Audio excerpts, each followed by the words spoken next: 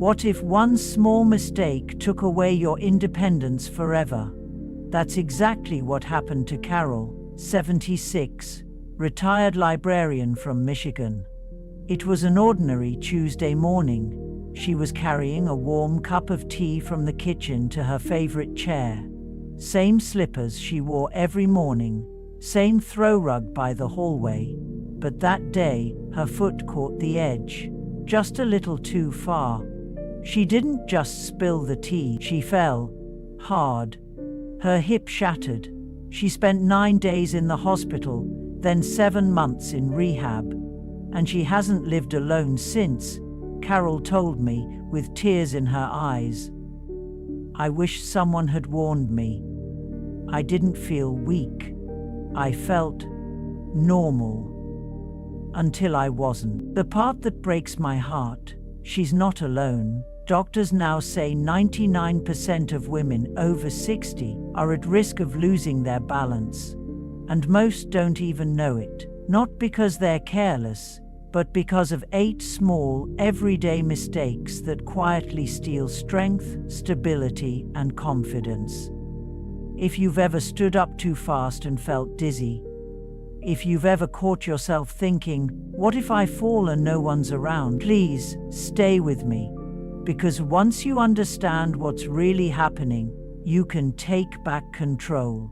And it starts right here. After Carol's fall, I couldn't stop thinking about one question. Could this happen to me too? So I started reading, asking questions, listening to doctors, physical therapists, even senior care experts. And what I found shocked me. Over 99% of women over 60 will experience some form of balance loss. Not just tripping here or there, but real measurable changes in strength, reaction time, and body awareness. At first I thought it was just about age. Bones get thinner, muscles get weaker, reflexes slow down. But what no one tells you is this: it's not aging alone that puts us at risk. It's the habits we carry into aging, the little things we don't question, like our favorite shoes, our morning coffee, or the way we light our hallway at night. Those familiar routines, the ones that feel normal, are often the very things quietly working against our safety. That's the bad news. The good news? These risks can be reversed. Not with surgeries, not with expensive treatments, but with small, intentional changes starting today. That's what this video is about. 8 common mistakes older women make without realizing it, and how to stop them before they stop you. Let's start with something you touch every single day: your shoes. For years, I wore the same slip-on flats. They were cute, lightweight, easy to slide on when heading outside or doing chores around the house. But one afternoon I was walking along the sidewalk and the front edge of my shoe caught on an uneven crack. I didn't fall, but I came dangerously close to face planting into my neighbor's rosebush. That moment shook me. I realized my shoes weren't helping me. They were holding me back. What I didn't know at the time is that our feet change as we age. The fat padding under the soles thins out, our arches flatten, and the muscles in our feet and ankles don't respond like they used to. That means the cute shoes from 10 years ago, they might now be a silent threat. Supportive shoes are no longer optional, they're essential. Look for a firm, slip-resistant sole. Something that hugs your heel and supports your arch. And don't forget a proper fit. Too tight and you're off balance. Too loose and you're tripping. Even at home, slippers matter. I used to wear those cozy, fuzzy ones with no grip. They nearly sent me flying down the hallway with a basket of laundry. Now I wear indoor shoes with proper traction, even when I'm just folding towels. But here's the truth. Shoes alone won't save your balance if your muscles can't support you. After the age of 50, we lose muscle every single year. Not a little, up to 10% per decade. And that muscle isn't just for lifting things. It's your body's emergency brake when you stumble. It helps you catch yourself when your foot slips, when the rug curls, when the floor tilts unexpectedly. For a long time, I thought I was active enough. I gardened, I cleaned, I walked around the block. But I still struggled to get up from a low chair. And one day, while carrying groceries, my legs gave out, just enough to scare me. That's when I started doing small strength movements at home. Nothing fancy, just light dumbbells near the couch, wall push-ups while watching TV, leg lifts during commercial breaks. And I could feel the difference, not just in how I moved, but in how I felt. More stable, more capable, more free. Because strength isn't just physical, it's emotional, it's confidence, it's independence, and it's something we can rebuild at any age. It's easy to forget how much our eyes do, until they fail us at the worst moment. One night I got out of bed to use the bathroom. I didn't want to wake my husband, so I left the lights off. I tiptoed through the hallway thinking I knew every inch by heart. But then my foot caught the edge of a small rug. I went down hard, right onto my knee. It took nearly 2 weeks for the swelling to go down. That moment taught me something I never learned from any doctor. Your vision and your balance are deeply connected. It's not just about seeing clearly, it's about depth perception, judging distance, contrast, shadows, and steps. And as we age, even small changes in our eyesight can throw everything off. You might not notice your vision is worse until you're already on the ground. The scary part, many older adults go years without updating their prescription. I wore the same pair of glasses for almost 5. After that fall, I finally saw my eye doctor, and sure enough, my prescription had changed. I also added anti-glare coating and switched to lenses that help in low light conditions. It was a small upgrade, but it made a big difference. Lighting matters too. A hallway with dim bulbs becomes a maze after dark. I plugged in motion sensor nightlights. One in the bedroom, one by the bathroom, and one in the hall. Now, I move confidently, even at 3 a.m. But what if the room spinning isn't caused by your eyes? That's exactly what happened to me when I started a new blood pressure medication. I expected it to help. Instead, I began feeling lightheaded when I stood up. The dizziness crept in slowly. One night, I stumbled into the coffee table, and that was my wake-up call. I read the label, and there it was, may cause dizziness or loss of balance.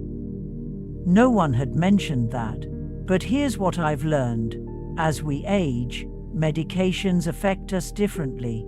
A dose that worked at 50 might be too strong at 70. And when we take multiple prescriptions, interactions can sneak up on us. So I wrote everything down. Every pill, every vitamin, every over-the-counter med. I brought it to my doctor. He adjusted the dosage, and just like that, the dizziness disappeared. Your body whispers before it screams. If something feels off, don't wait, listen. Because sometimes protecting your balance isn't about exercise or shoes. It's about noticing the small signs before they become big ones. For the longest time, I told myself I didn't need a cane. I was still moving, still independent, still fine. Sure, I'd reach for the back of a chair now and then, or steady myself on the kitchen counter, but that didn't mean I needed help, right? That's what I believed. Until the day I was carrying a laundry basket through the hallway. My hands were full, so I couldn't grab the wall like I usually did. As I stepped onto the wood floor, I shifted just slightly and lost my balance. I didn't fall, but I came within inches. And that moment shook me more than I expected. Later that week, I heard a term that changed how I saw everything. Furniture walking. It's when you move through your home by grabbing chairs, tables, walls, anything to stay upright. It feels subtle, harmless, but it's a sign your body is already asking for support. I finally bought a cane, a lovely one, lightweight, with a soft grip and a floral design that made me smile. And you know what? It didn't make me feel weak, it made me feel ready. With the cane, I walked taller. I didn't second-guess every step, and I stopped pretending the furniture could catch me if I fell. But I also realized something even more important. I hadn't done anything to train my balance in years.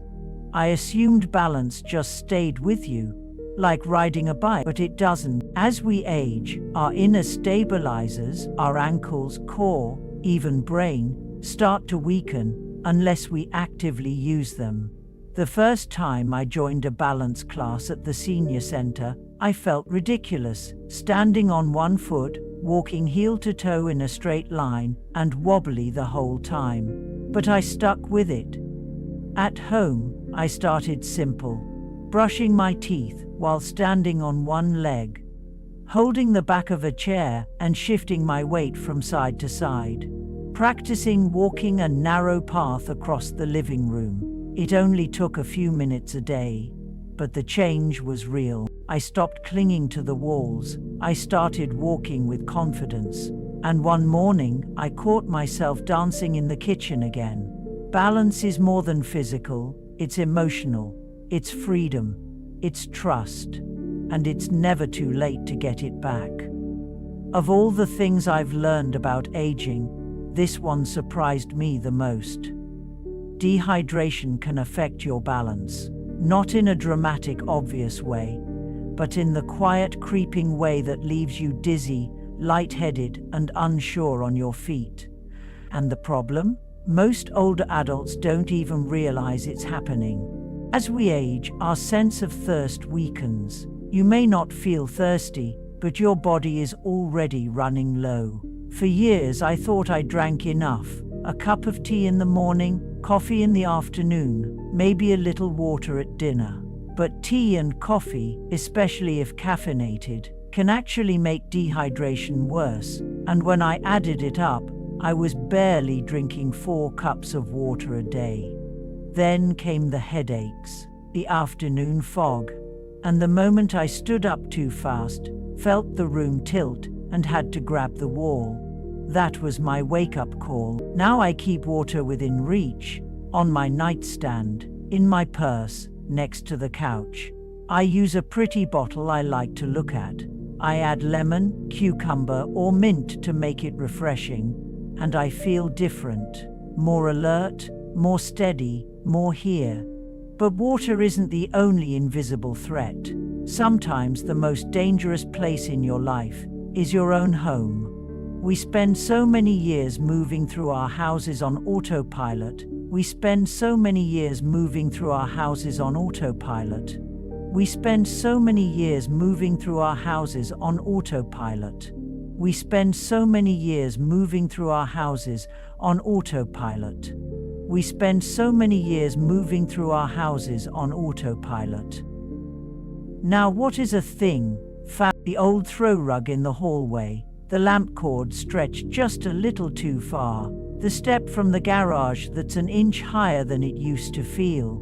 One morning, I was carrying laundry when my foot caught the corner of a rug I'd stepped over 1,000 times. I didn't fall, but I twisted my ankle and sat down right there on the floor. 2 weeks, no walks, all because of a rug.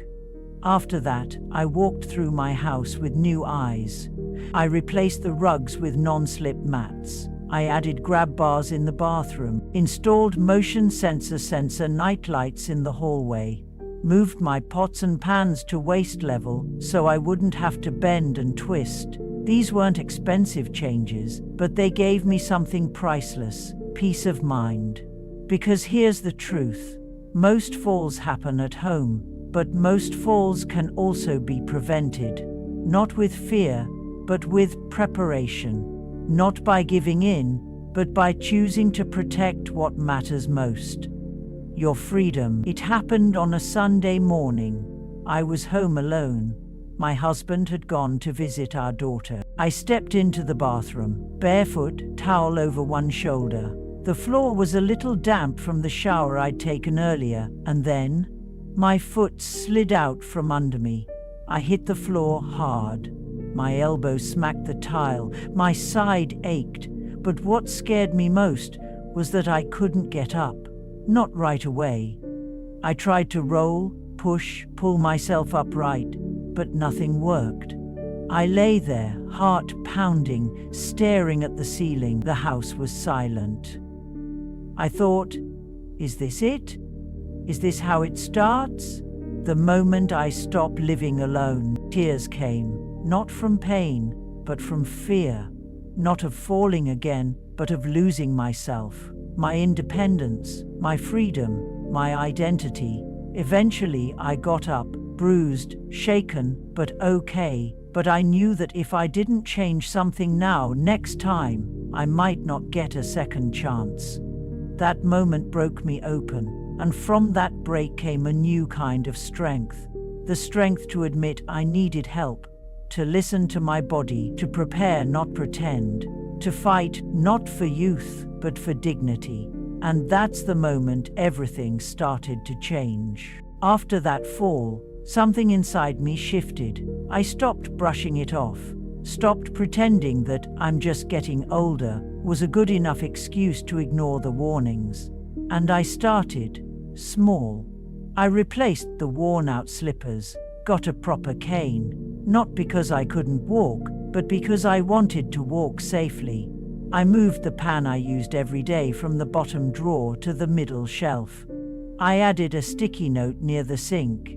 "Have you had water today?" Tiny things, but each one gave me back a little more power. I set a goal, 5 minutes of balance exercises, 3 days a week, and I kept the dumbbells by the couch, not in a drawer. I did 1 wall push-up a day, then 2, then 10, and slowly, something beautiful began to return. Confidence.